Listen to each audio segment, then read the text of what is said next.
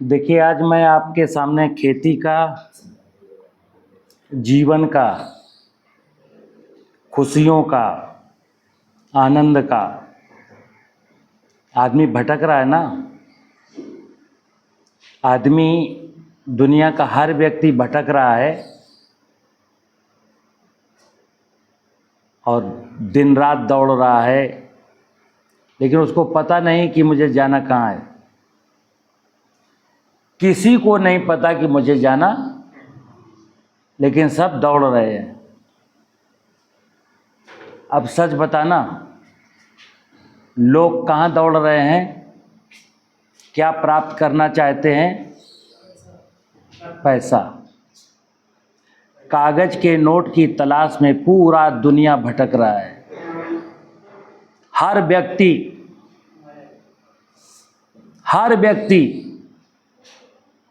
नेता, अभिनेता, सिस्टम, किसान। एक चीज बताओ, सिकंदर ये बहुत पहले संदेश दे गया दुनिया को कि माया के पीछे मत भगना। हमने दुनिया को लूटा, बहुत संपदा इकट्ठा किया और लास्ट में मैंने देखा कि वो संपदा मेरे काम।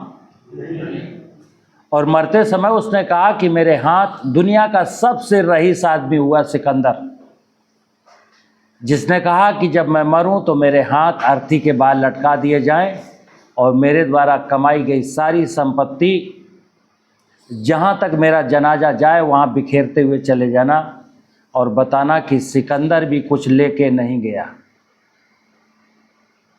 सिखा गया ना वो। इंसान इतना अज्ञानी है कि उसको पता ही नहीं है कि संपत्ति का करेगा क्या। रामायण की एक चौपाई है कि जो इच्छा करिहो मन माही, राम कृपा कछ दुर्लभ नाही। भगवान ने, परमात्मा ने मनुष्य से कहा, बेटा तुम जो इच्छा करोगे वो इच्छा तुम्हारी पूरी होगी। जैसा तुम श्रम करोगे, जैसी तुम्हारी इच्छा होगी, जैसा तुम कर्म करोगे, मैं तुम्हारी हर इच्छा पूरी करूंगा। करता ही है। लेकिन ईश्वर से हमें क्या मांगना है हमें नहीं पता। अगर ईश्वर किसी के सामने आ भी जाए कि मांग ले, क्या मांगेगा, तो हमें उम्मीद है, मैं क्या मांगूंगा? मैं सोना चांदी मांगूंगा, मैं रुपया मांगूंगा, मैं यही मांग पाऊंगा। आज जो मैं आपको बताना जा रहा हूं, समझाना चाह रहा हूं, जरा उसको समझना। यहाँ पर धर्म भी है, दर्शन भी है, आध्यात्म भी है, पूजा भी है, कर्म भी है, साधना भी है, उपासना भी है। आज जो मैं आपको बता रहा हूं वही भगवान है, वही पूजा है, वही सत्य है, वही सनातन है। इसके अतिरिक्त और इस संसार में कुछ नहीं। बकाया सारा का सारा झूठ है। कैसे? कहते हैं बोलो सत्य सनातन धर्म की जय। जब कोई धार्मिक अनुष्ठान किया जाता है तो यही कहा जाता है, बोलो सत्य सनातन धर्म की। अब दिक्कत ये है कि ना तो किसी को सत्य पता, ना किसी को सनातन पता, ना किसी को धर्म पता। बस एक स्लोगन है, बोलो सत्य सनातन धर्म की जय। क्या इससे सत्य सनातन धर्म की जय हो जाएगी बोलने मात्र से? जैसे बोलते हैं बोलो धरती माता की जय, धरती माता की जय हो जाएगी? हमने जय बोल दिया, धरती माता की जय हो जाएगी?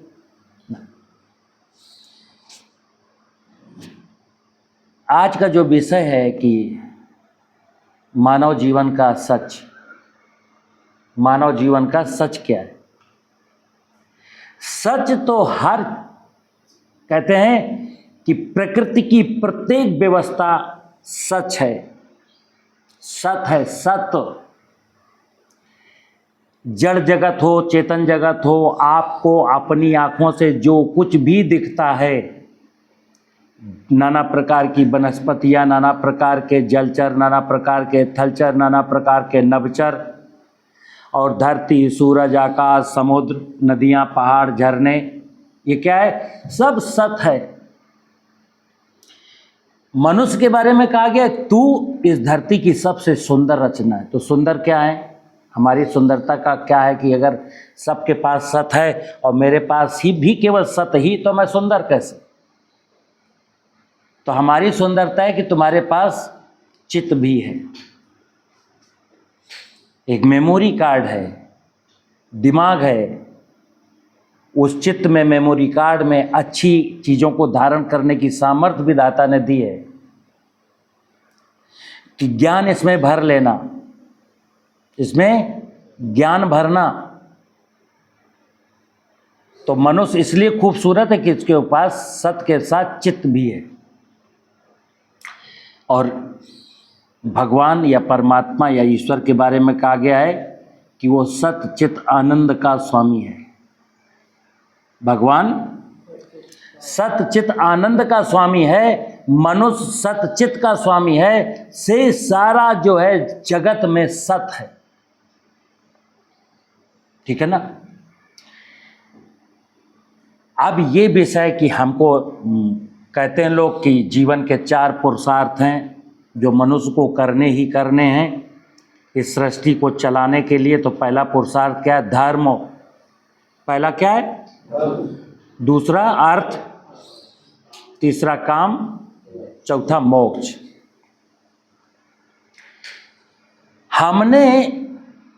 हमको दुनिया में धर्म धर्म धर्म धर्म धर्म बताया जा रहा है। धर्म की पुस्तकें, धर्म के ठेकेदार, धर्म के धर्मस्थल, धर्म के किताबें, लेकिन धर्म तो अभी तक किसी को समझ में नहीं आया। अगर धर्म किसी को समझ में आया, अगर धर्म किसी को भी समझ में आता, तो ये मजहब को दुनिया धर्म ना कहती। इतना तो ज्ञान होता कि ये मजहब धर्म नहीं है, धर्म संपूर्ण मानव जाति का एक ही है। और क्या है धर्म? क्या है? कोई हिंदू धर्म नहीं, कोई मुस्लिम धर्म नहीं, कोई ईसाई धर्म नहीं, कोई बौद्ध धर्म नहीं। ये जीवन जीने की पद्धतियां हैं, आपका कल्चर है कि मुझे ये खाना, ये पहनना, टीका लगाना, दाढ़ी रखना, ये जीवन से। धर्म तो संपूर्ण मानव समाज का एक ही है। वो धर्म है कि मनुष्यता को धारण करना। इंसान की परिभाषा क्या है? इंसान माने जिसके अंदर इंसानियत हो, ठीक है ना। क्या धर्म मनुष्य का ही है केवल? चिड़िया का धर्म है, तितली का धर्म है, मेंढक का धर्म है, वनस्पतियों का धर्म है, धरती का धर्म, आकाश का धर्म, सूरज का धर्म, नदी का धर्म, पहाड़ का। धर्म का मतलब होता है कि परमात्मा ने इस जगत में जिस इकाई का निर्माण जिस निमित्त के लिए किया है, परमात्मा ने जो भी रचना बनाई है, चाहे जड़ जगत की हो चाहे चेतन जगत की हो, वो रचना बनाते समय उसको पता था कि ये रचना ये काम करेगी। जो रचना का काम था, रचना वो काम कर रही है, तो वही उसका धर्म है। चिड़िया ने तो आज तक अपना धर्म नहीं बदला, ना वनस्पतियों ने तो अपना धर्म बदला, ना नदियों ने अपना धर्म बदला। आप बताइए सोच करके कि जितनी चीजें आपको दिखती हैं उनमें से कौन सी इकाई ऐसी जिसने अपना धर्म बदला है? सब वही काम कर रहे हैं जिस काम के लिए उनका जन्म हुआ। एक मनुष्य एक ऐसी इकाई है कि जिसने अपना धर्म बदल लिया। और धर्म बदलने का मतलब जानते हो क्या होता है? धर्म, चूंकि मैंने बोला एक ही है। अगर कोई कहता है कि उन्होंने अपना धर्म बदल दिया तो यानी कि वो अधर्मी हो गया, क्योंकि धर्म तो सिंगल है। मनुष्य, सारे मनुष्यों का धर्म एक ही है, और इसके बावजूद अगर कोई धर्म बदल लेता है तो अधर्मी हो जाता है, ठीक है ना।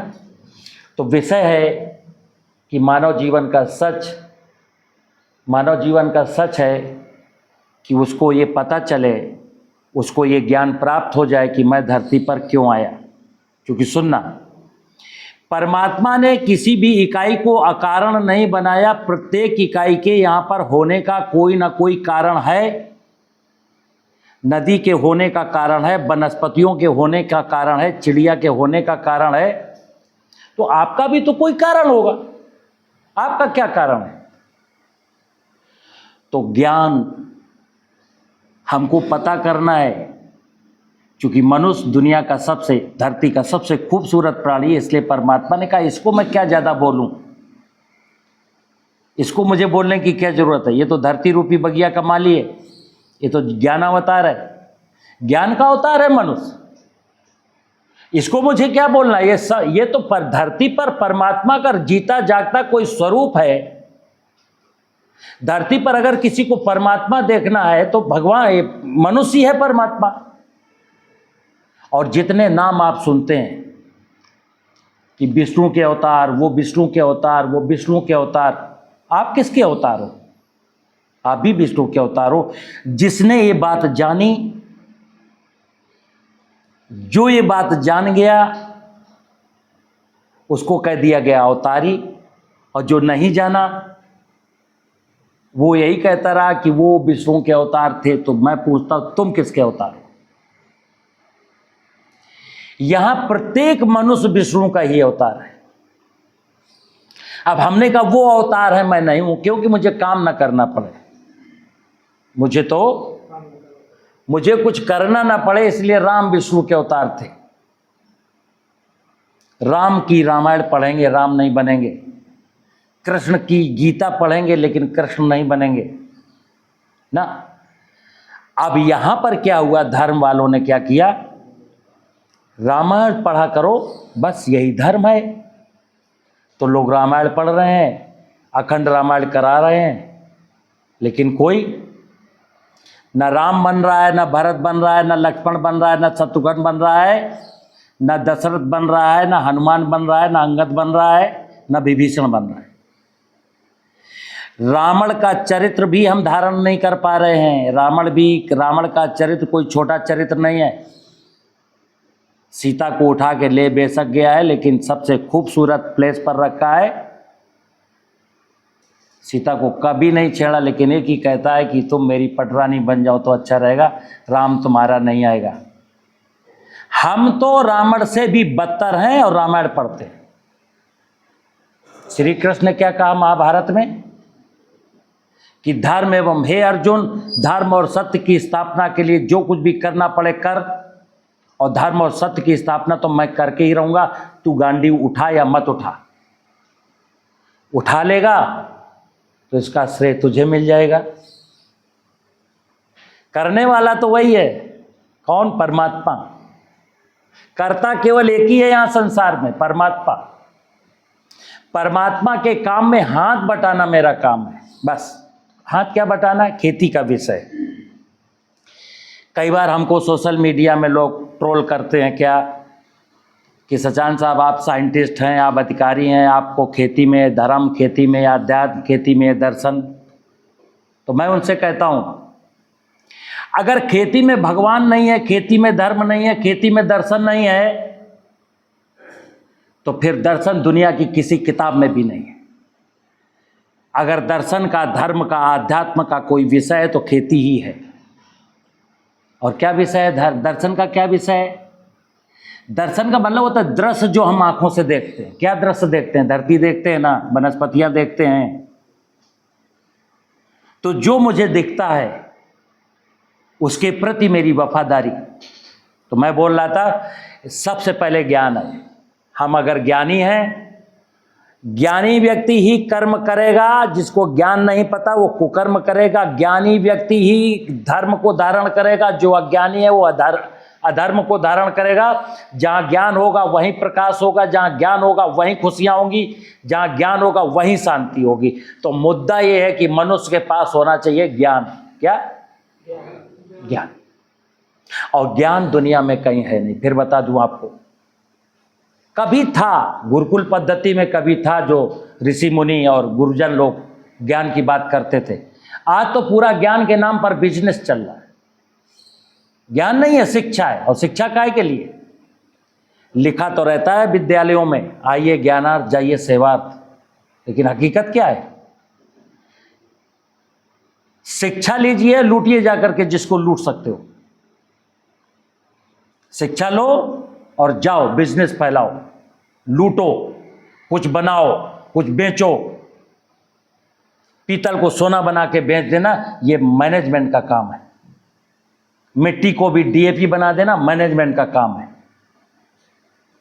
मैं किसानों से कहता हूं, सारी दुनिया से कहता हूं, मित्र चलें ज्ञान की ओर।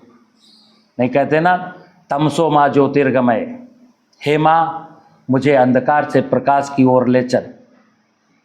अस्तो माँ सद्गमय, हे माँ मुझे असत्य से सत्य की ओर ले चल। मृत्योर माँ मृतंगमय, हे माँ मुझे मृत्यु के भय से अमृत की ओर ले चल।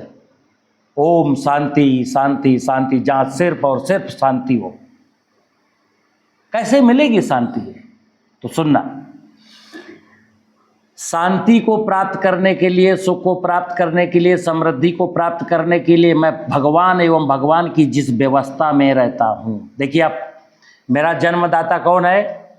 भगवान। मुझे पालता कौन है? भगवान। मरने के बाद जाना कहाँ है? भगवान की शरण में। एक गाना है शांति कुंज का, चलेंगे ऐ जगत जननी तुम्हारे ही इशारों पर, ना है चिंता कि डूबेंगे या पहुंचेंगे किनारों पर। हे जगत जननी, मैं तुम्हारा जो निर्देश है उसी निर्देश का पालन करूंगा, फिर जो होगा देखा जाएगा। और ये कह रहा है, भगवान से प्रार्थना करते हैं कि आपके निर्देश पर चलेंगे, फिर जो कुछ होगा देखा जाएगा। तो आप निडर हो जाइए, फिर बुरा कुछ होना ही नहीं है, फिर अच्छा ही अच्छा होना है। अगर हम भगवान के इशारे पर चलेंगे तो मेरे जीवन में अच्छा ही अच्छा होना है। लेकिन समस्या अभी ये, भगवान क्या? कौन भगवान? मैंने परसों पूछा, कल पूछा, और आज किसी दुनिया में किसी व्यक्ति से पूछ लेना, क्या आपने भगवान देखा है? जो भगवान की कथा सुनाता है उससे भी मैं पूछूं भगवान देखा है, तो कई बार लोग कह देते हैं वो देखने की वस्तु नहीं है। नहीं, भगवान की गोदी में रहता हूं, भगवान के साथ 24 घंटा बिताता हूं, फिर भी भगवान नहीं देखते, तो आपको भगवान ने आंख क्यों दिया? आंख होते हुए भी भगवान को आप नहीं देख पा रहे। भगवान का संधि विच्छेद कर लो। भा से भूमि, गा से गगन, वा से वायु, आ से अग्नि, ना से नीर। कहते ना, छित जल पावक गगन समीरा, पंच तत्व मिल बना शरीरा। तुम्हारा शरीर किसने बनाया? भगवान ने। धरती ने, पानी ने, हवा ने, आकाश ने, अग्नि ने। अब भगवान कहाँ रह गया खोजने की चीज? तो भगवान माने पंचमहाभूत, इसी का नाम सत्य है। सत्य क्या है संसार का? भगवान सत्य है, पंचमहाभूत ही सत्य है। और सच के बारे में कहा है, सच घटे या बढ़े सच न रहे, और झूठ की कोई इम्तिहान ही नहीं। तो सच क्या है? पंचमहाभूत। कहते ना, जब मैंने बोला सत्य सनातन धर्म की जय, तो सच क्या है? सत्य क्या है? भगवान ही सत्य है। और सनातन क्या है? भगवान की व्यवस्था ही सनातन है। मनुष्य सबसे आखिरी में आया। समझना बात को जरा। 84 लाख योनियों की रचना निरंतर चलती रही। पहले छोटी सी काई आती है, फिर एक माइक्रो ऑर्गेनिज्म आता है, फिर दूब आती है, फिर चींटी आता है, फिर झाड़ियाँ आती हैं, हिरन आते हैं, फिर बरगद का पेड़ आता है, हाथी आता है। 84 लाख योनियों की रचना के बाद मनुष्य योनि की रचना की, यानी कि धरती का सबसे सुंदर रचना बाद में इसलिए आई क्योंकि परमात्मा को पता है कि इसकी रिक्वायरमेंट बहुत है। मनुष्य की रिक्वायरमेंट अनंत है, इसलिए उसने अनंत व्यवस्थाएं स्थापित करने के बाद तब मनुष्य का अवतरण किया। और क्या कहा मनुष्य से कि देख, धरती रूपी खूबसूरत बगिया का निर्माण मैंने तेरे लिए किया है, और जब तक तू इसको जानता रहेगा, इसकी व्यवस्था के साथ मिलकर के जीता रहेगा, तब तक तेरे जीवन में आनंद ही आनंद रहेंगे। तो भगवान पंचमहाभूत सत्य हुआ और पंचमहाभूत के द्वारा रचित संपूर्ण व्यवस्था हमारे आने के पूर्व तक, यानी 84 लाख योनियां जो हैं वही सनातन है। सत्य क्या हुआ? भगवान। सनातन क्या हुआ? भगवान के द्वारा बनाई गई व्यवस्था, और सबसे बाद में मैं आया। इन सारी व्यवस्थाओं को, सारी इकाइयों का कर्तव्य भगवान ने बता दिया, लेकिन आपको कहा तुम तो ज्ञाना बता रहे हो, तुमको कर्तव्य बताने का नहीं है। तुमको कर्तव्य बोध है, स्वतः तुम्हारे दिमाग में वो सॉफ्टवेयर मैंने डाला है कि अगर आप थोड़ा सा भी सोचोगे तो आपको अपने कर्तव्य का बोध हो जाएगा। भगवान बुद्ध को कहाँ गुरुकुल में पढ़ने गए थे? भगवान को ये बोध कहाँ हुआ? बट वृक्ष के नीचे आकर के बैठते हैं, दुनिया संसार के बारे में जब सोचते हैं तो उनको बोध हो गया, भगवान बुद्ध बन गए। हमारा धर्म क्या हुआ? अब देखिए, सत्य को और सनातन की संपूर्ण जानकारी अर्जित करना ज्ञान मार्ग है। कहते ना, मानव जीवन का कल्याण बिना 3 मार्गों के नहीं होता, ज्ञान मार्ग, कर्म मार्ग, भक्ति मार्ग। अब हमको सत्य की, सनातन की समझ अगर नहीं है तो मैं ज्ञानी नहीं हूं। हम होंगे पीएचडी भूगोल में, हम होंगे पीएचडी फिजिक्स में, हम होंगे बहुत बड़े वकील, लेकिन अज्ञानी हैं हम जिस व्यवस्था में जी रहे हैं, रोटी मिल रही, पानी मिल रही, हवा मिल रही है, उस व्यवस्था को अगर नष्ट कर रहे हैं डेवलपमेंट के नाम पर, किसी के भी नाम पर, तो ज्ञानी हुए कि अज्ञानी? अज्ञानी थे तभी तो मैंने धरती को बंजर बना दिया, जंगल को काट दिया, नीचे का पानी, भूगर्भ जल का दोहन कर डाला, सारे जीव जंतुओं को मार डाला डेवलपमेंट के नाम पर। तो सत्य क्या है? पंचमहाभूत और भगवान ही सत्य है। सनातन क्या है? वनस्पति जगत, जीव जगत जितना भी है वही सनातन है। और धर्म क्या है?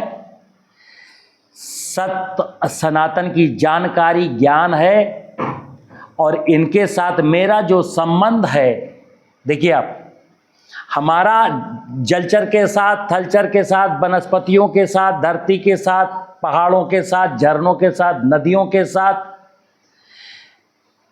जड़ जगत, चेतन जगत की प्रत्येक इकाई के साथ मेरा कोई ना कोई संबंध है। उस संबंध को निभाना, संबंधों को निभाना कर्म मार्ग है।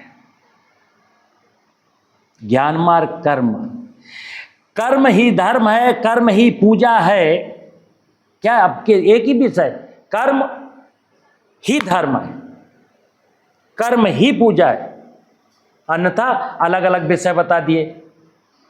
कर्म पर किताब है, धर्म पर किताब है, पूजा पर किताब है। पूजा किसकी करते हैं? भगवान की। किसकी पूजा करते हैं हम लोग? अब मंदिर उसके इंडिकेशन है। कल मैंने एक चीज बताई थी, भगवान की पूजा में आप कुछ चढ़ावा ले जाते हैं, कुछ चढ़ावा होता है। जैसे यज्ञ करते हैं, यज्ञ को भी धार्मिक अनुष्ठान कहा गया। यज्ञ में जो आहुतियां डाली जा रही हैं वो चढ़ाया जा रहा है। आहुतियां क्या है? चढ़ावा। और आहुतियों के बाद जो निकलेगा वो क्या निकलेगा? प्रसाद।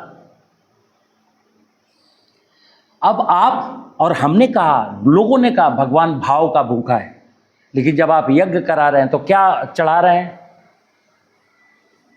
क्या चढ़ा रहे हैं? डालडा, घी के नाम पर क्या चढ़ा रहे हैं? वनस्पति आयल भी नहीं, उसमें भी चर्बी की और मोबियल की मिलावट है। और हम कहते हैं भगवान भाव का भूखा है। भगवान की पूजा करने चले थे और शर्म भी नहीं आती आपको? अपने लिए 1000 रुपए किलो का घी खरीदते हैं, जब भगवान की पूजा का विषय आता है तो 250 रुपए किलो में आपको बाजार में घी मिल जाता है। ठीक है ना? भगवान को जो चढ़ाएंगे वैसा ही भगवान प्रसाद देगा। खेती में क्या है? आप किसान हो, आप खेत की जुताई करेंगे, बीज बोएंगे, जब गेहूं का चढ़ावा चढ़ाएंगे तो गेहूं ही तो देगा भगवान, कि चना दे देगा? जब चने का चढ़ावा चढ़ाएंगे तो चना देगा। इतनी बात समझ में आती है? लेकिन अब अगला सुनना, अभी आपने गेहूं दिया, गेहूं का चढ़ावा चढ़ाया, उसके बाद उसी में यूरिया का चढ़ावा चढ़ाया, फिर डीएपी का चढ़ावा चढ़ाया, और फिर खरपतवारनाशी का चढ़ावा चढ़ाया, फिर कीटनाशी रसायन का चढ़ावा चढ़ाया। भगवान ने क्या दिया आपको? जितनी वस्तुएं आपने चढ़ावे में चढ़ाई थी वो सारी वस्तुएं प्रसाद में मिला करके भगवान ने आपको दे दी। अब आप बीमार हो गए, किडनी फेल हो गई, कैंसर हो गया, लीवर खराब हो गया, चक्कर आने लगा। अब आप सोचते हो कि आपका चिकित्सा डॉक्टर करेगा। मेरे समझ से विषय बिल्कुल परे।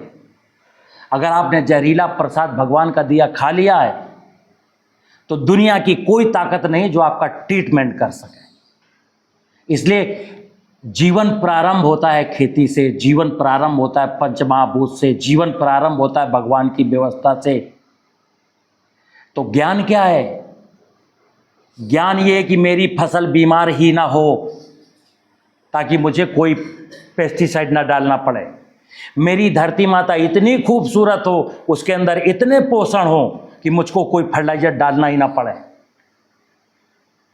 मेरा फसलों का चयन यानी प्रसाद इतना खूबसूरत हो जो मेरे स्वास्थ्य को बढ़ावा दे सके।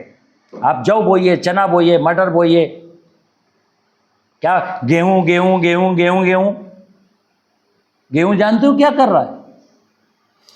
गेहूं एक ऐसी फसल है जिसने इस देश की ऐसी की तैसी करके रखी है। गेहूं जब आया तभी ये यूरिया आई। गेहूं को सिंचाई के लिए ही जो है नहर और ट्यूबवेल की जरूरत पड़ी। तो क्या हुआ? जमीन के नीचे का पानी बोरिंग गेहूं के लिए हुई। जो वाटर लेवल हमारा 30-40 फुट पर रहता था वो नीचे खिसक गया, हमारी ज़मीनें बंजर हो गई। और फिर वो आदत ऐसी पड़ी कि जैसी गेहूं की आदत थी, फिर देखा देखी सारी फसलों को रोग लग गया। जो गेहूं को देते हो यही हम भी खाएंगे। भाई चना भी कहता है तुम गेहूं को खिलाते हो, हमको नहीं खिलाते हो, पक्षपात क्यों करते हो? तो हमने कहा नहीं, तुमको भी खिलाएंगे। तुम गेहूं को पानी देते हो, हमको नहीं, तुमको भी देंगे। कल मैंने एक चीज बताई कि हमारा एक पिता है, सुनना, हमारा एक पिता है जिसको हम कहते हैं आदि पिता सदाशिव।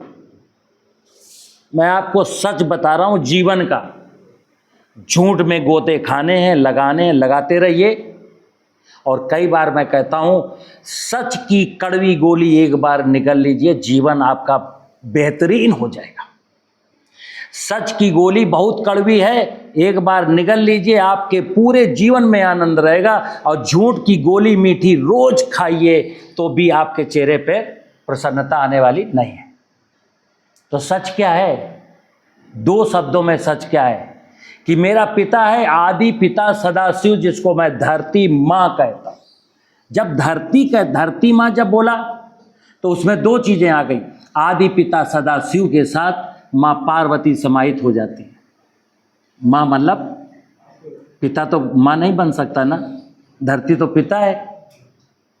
जब मैं केवल धरती शब्द बोलूंगा तो आदि पिता सदाशिव, और जैसे ही धरती माँ बोल दूंगा तो भगवान शिव के साथ माँ पार्वती भी साथ आ चुकी।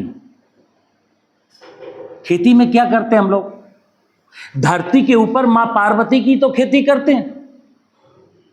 धरती के ऊपर जितना वन वनस्पतियां क्या है, माँ पार्वती है। और धरती के ऊपर जितना थलचर है, जितना माइक्रो ऑर्गेनिज्म है, जितने छोटे छोटे कीट पतंग हैं, वो सब क्या? शिव के गण है। आज हम इंसेक्टिसाइड लेकर के शिव के गणों को मारते हैं और बीडीसाइड लेकर के माँ पार्वती को मारता हूं। और इसको क्या कहते हूं? मैनेजमेंट। हम बहुत बड़े ज्ञानी हैं। मैं एग्रीकल्चरिस्ट हूँ, मैं एंटोमोलॉजिस्ट हूँ, मैं पैथोलॉजिस्ट हूँ। मैंने दुनिया को इतनी अच्छी टेक्निक दे दी कि अब किसान को कोई दिक्कत नहीं होगी। लेकिन दिक्कत तो बहुत हो गई, दिक्कत कम नहीं हुई, दिक्कत बढ़ गई। और क्यों नहीं बढ़ेगी दिक्कत? जब आप भगवान और भगवान की व्यवस्था के विपरीत चाल चलेंगे तो दिक्कत तो होगी। आज इस सावन का महीना है, अभी अज्ञान क्या है?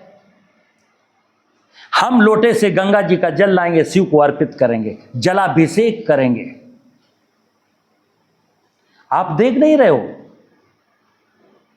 ब्रह्मा जी अपने कमंडल से पूरी धरती, धरती शिव है, पूरी धरती का जलाभिषेक कर रहे हैं ना। ये आपको आंखों से दिखाई नहीं दे रहा है? आप गुड्डे गुड़िया का खेल खेलें, और वो गुड्डे गुड़िया का खेल खेलिए, वो प्रतीक जलाभिषेक है, प्रतीक जलाभिषेक है। जो हकीकत में जलाभिषेक है वो ये है कि ब्रह्मा जी के कमंडल से जल गिर रहा है, पूरी धरती का सिंचित किया जा रहा है, और उस बरसते हुए पानी को अपनी आवश्यकताओं के अनुसार मेड़ बना करके, तालाब बना करके रोक लीजिए, ताकि मां पार्वती संपन्न रहें। क्योंकि समझ लेना, मां का दायित्व है, परमात्मा ने मां पार्वती को आदेश दिया है कि तुम धरती पर रहने वाले प्रत्येक जीव का भरण पोषण करोगी। इसलिए हम फसलें अपने लिए उगाते हैं। से जिनको आप खरपतवार कहते हो, उनको मां उगाती है। और मां किसके लिए उगाती है? मां की नज़र में आप अकेले नहीं हैं। मां की नज़र में नाना प्रकार के पक्षी हैं, नाना प्रकार के जमीन में रहने वाले जीव जंतु हैं। वो गिलहरी के लिए, चूहे के लिए, खरगोश के लिए, हिरण के लिए, वो तो सबके लिए बोती है। कभी किसी किसान ने हिरण के लिए, खरगोश के लिए, चूहे के लिए कोई फसल उगाई हो तो बताओ? हम कहेंगे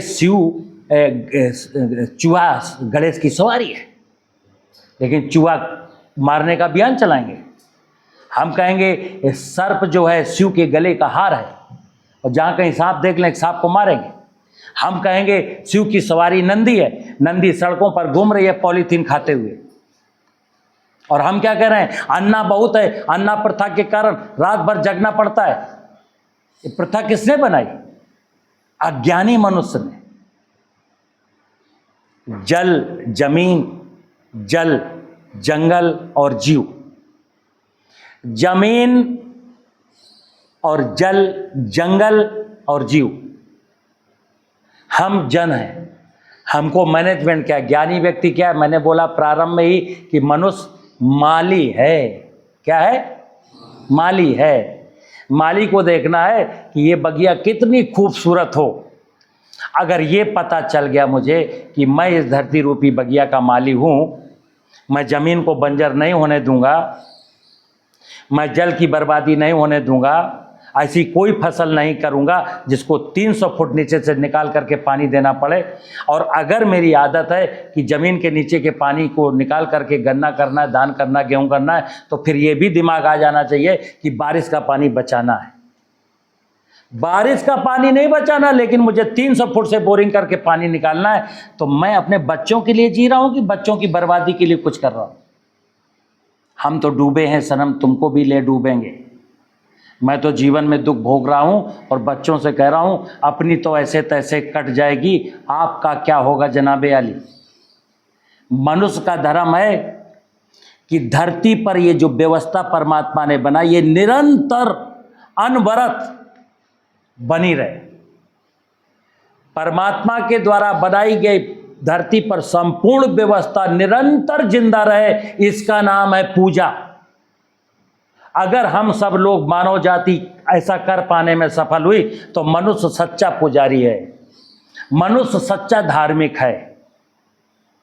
अगर धरती बंजर हो गई और धरती के नीचे का पानी खत्म हो गया, जंगल खत्म हो गया, जलचर, थलचर, नभचर सब खत्म हो गए, कौन सा धर्म, काहे का धर्म, कौन सी पूजा, कौन सा ज्ञान? सब आडंबर, सब पाखंड, सब बकवास। धर्म को धंधा नहीं समझना है। धर्म को, धर्म धंधे की चीज नहीं है। आज लोगों ने धर्म को धंधे पे लाके बिठा दिया। धर्म की बात भी तभी होगी जब हमको दक्षिणा मिलेगी। अब तो कोई भगवत कथा भी तब सुनाएगा जब 51 लाख रुपया लेगा। भगवान की कथा सुनाने में, भगवान की लीला सुनाने में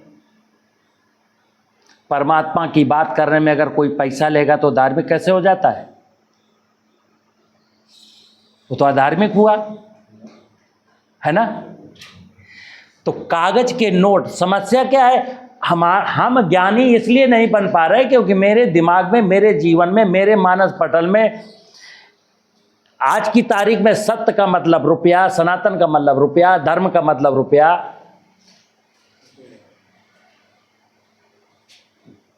भगवान से मतलब नहीं, परमात्मा से मतलब नहीं, मां पार्वती से मतलब नहीं, किसी देवी देवता से कोई मतलब नहीं। रुपया मिले तो देवता। और दिमाग लगाइए, गणेश लक्ष्मी, आप रुपया की तलाश में निकले हैं ना, तो गणेश लक्ष्मी, लक्ष्मी माने रुपया, तो लक्ष्मी के पहले गणेश क्यों जुड़े हैं? थोड़ा सा दिमाग लगाओ। गणेश माने ज्ञान, जहां ज्ञान होगा वहां लक्ष्मी जाएंगी ही जाएंगी। लेकिन हम क्या, गणेश जबरदस्ती लाते तो हैं, क्योंकि जो जुड़े जुड़े बिकते हैं। मेरी मजबूरी है, लक्ष्मी अगर मिल रही होती ना 50 रुपए की तो मैं गणेश को छोड़ा था। गणेश तो मुझे मजबूरी में खरीदने पड़ते हैं क्योंकि वो पेयर में ही बिकते हैं, और लक्ष्मी गणेश नहीं है, गणेश लक्ष्मी है। गणेश का मतलब है ज्ञान। कौन सा ज्ञान? ये सत्य का ज्ञान, सनातन का ज्ञान, अपने कर्मों का ज्ञान, जल का ज्ञान, जंगल का ज्ञान, जीव का ज्ञान, जमीन का ज्ञान, ये ज्ञान है। और जहां ज्ञान है वहां लक्ष्मी, लक्ष्मी गणेश के पीछे पीछे चलती है। आपको लक्ष्मी की पूजा करनी ही नहीं है। और लक्ष्मी का मतलब क्या जानते हैं? अभी तो मानस पटल पे लक्ष्मी का मतलब कागज का नोट हो गया। नहीं भाई, लक्ष्मी सुख शांति समृद्धि की देवी है, ध्यान रखना। लक्ष्मी सुख शांति समृद्धि की देवी है। और कहां से आएगी? खेती की पवित्रता से आएगी। कैसे? पहला सुख निरोगी काया। अब पहला सुख निरोगी काया, लक्ष्मी का पहला सुख निरोगी काया थी। अब आप पेस्टिसाइड, यूरिया, डीएपी दबा के खेती का जो ये कल्चर है ना, तो मैंने क्या बोला, निरोगी काया कैसे रहेगी? जब भगवान जी से प्रसाद, मुझे पवित्र प्रसाद मिलेगा। लेकिन अभी तो मैं अपने चढ़ावे में भी अपवित्रता बिखेर दिया, तो भगवान क्या देंगे? भगवान का नियम है, भगवान कहता भाई देख मेरे पास कोई पक्षपात नहीं है, तू जो लाएगा वही तुझे अर्पित, और ना विश्वास तो चले जाना जरा बजरंगबली के मंदिर में, शंकर जी के मंदिर में, किसी के भी मंदिर में, दरबार में 1 किलो लड्डू लेके जाना, प्रसाद में क्या मिलेगा? उसी में से 20 लड्डू में 4 लड्डू निकाल करके वो पुजारी अपने उसमें थाल में रख लेगा, बकाया आपको भगवान को छुआ करके स्पर्श करा के आपको दे देगा। अब आपकी मुश्किल है भाई, आप मोबियाल के लड्डू ले गए थे तो मोबियाल के ही प्रसाद मिलेगा। कभी प्रसाद ले जाते समय सोचा हमने कि आप बढ़िया सा नारियल ले जाऊं ठोंक बजा करके, जो 60 रुपए का मिलता है। अगर लड्डू ले जाना है तो बढ़िया से लड्डू, कोई जो शहर में, कस्बे में सबसे बेहतरीन दुकान हो, जो 1000 रुपए किलो लड्डू देता है, वो लड्डू ले जाइए। और नहीं फिर क्या आता है सुनने में कि मंदिर का प्रसाद खा करके 12 बच्चे बीमार, मंदिर का प्रसाद खा करके 103 आदमियों को लग गई दस्त। मुश्किल है मनुष्य की अज्ञानता, और मनुष्य जब अज्ञानी होता है तो खुद तो डूबता ही है, सबको डुबा देता है। तो खेती में मित्र अज्ञान, अज्ञान का कोई कालम नहीं। ये यूरिया, डीएपी, जितना भी बाजार में खेती के नाम पर बिकता है, सब ये झूठ है। खेती से इसका कोई रिश्ता नहीं। भगवान को आप क्या चढ़ा पाएंगे? भगवान तो आपको खुद ही सब कुछ देता है। भगवान भाव का भूखा है। माँ को पूरी व्यवस्था, धरती माँ को पूरा कुछ आता है। आप कुछ ना भी बोएं तो भी पूरे जीवों के लिए कुछ ना कुछ बोती है। बस हमारी ख्वाहिशें कुछ ज़्यादा हैं। तो माँ ने कहा कि जहाँ रहता है, कहते ना, भगवान की व्यवस्था में जीने की आदत डालो। और अगर आपको कुछ ज़्यादा चाहिए तो भगवान की व्यवस्था से मांगो। हम कहाँ मांगते हैं? हम मांगते हैं बाजार से। हम मांगते हैं बाजार से। हम कहते हैं माँ से मांगो ना। अभी तो आप 10 कुंटल गेहूं पैदा करने के लिए, 50 कुंटल टमाटर पैदा करने के लिए एड़ी चोटी का जोर लगा देते हो, और जितना मिलता है टमाटर या गेहूं की उपज, उसकी 70-80% तक लागत चली जाती है। मैंने कहा जमीन की उर्वरता को बढ़ा दो। स्यू है ना, स्यू ने सदियों से विष पान किया। जितना कचरा है सब स्यू को वापस कर दो और मांग लो स्यू से क्या मांगना चाहते हो। अभी तो आपको कोई वैज्ञानिक, कोई ये जो नीतियां हैं आपको कहेंगी ये बीज ले जाओ तो केवल 40 कुंटल आपका हो जाएगा। मैं कहता हूं माँ की पूजा करके देखो, जो गेहूं का बीज या जो चने का बीज जो आप 8 कुंटल पैदा कर नहीं पाते हो, रसायन डाल करके, पेस्टिसाइड डाल करके, पानी लगा करके, एक बार माँ की पूजा, माँ को समृद्धशाली बना के देखो, आप 25 कुंटल चना पैदा करें। माँ के पास बहुत सामर्थ्य है, बहुत सामर्थ्य है, अद्भुत सामर्थ्य है। बस है क्या, हमें ये मान लेना कि मेरी माँ है। माँ के साथ बच्चों को जो बिहेव करना है, बस वो व्यवहार करना है। माँ किसकी भूखी है? भाव की। विष्णु किसका भूखा है? भाव का। भगवान के पास पूरे पंचमहाभूत, सूरज आपसे कुछ नहीं मांगता, केवल इतना मांगता है कि देख बेटा, सारी वनस्पतियों में फोटोसिंथेसिस की क्रिया के लिए मैं हूँ, ऊर्जा का स्रोत मैं हूँ। तू केवल एक बार हाथ जोड़ के कह दे, हे सूर्य देवता, तुझे लाख लाख प्रणाम करता हूँ। सूर्य इतने में ही खुश है। हे वायु देवता, अगर तू ना होता तो ये समुद्र में बने हुए बादल मेरे कन्नौज तक कैसे आते। तेरा लाख लाख सुख जाए, तुझे बारंबार प्रणाम। हे आकाश देवता, ये बादल तेरे ऊपर ही बनते हैं, बादल तुम्हारे रास्ते में ही सफ़र करते हैं, मेरे बोए गए फसलें तुम्हारे आकाश में ही बढ़ती हैं, तुम्हारा भी लाख लाख शुक्र है। अरे विष्णु भगवान का शुक्रिया अदा करिए, वायु देवता का शुक्रिया अदा करिए, और धरती माता की पूजा करिए। माता और पिता की पूजा जिसने कर ली, बस उसका जीवन धन, वही ज्ञानी। बकाया शिव को, माँ पार्वती को जय नहीं जानेगा, वो अज्ञानी। नमस्कार। इतने लोग तो सो गए।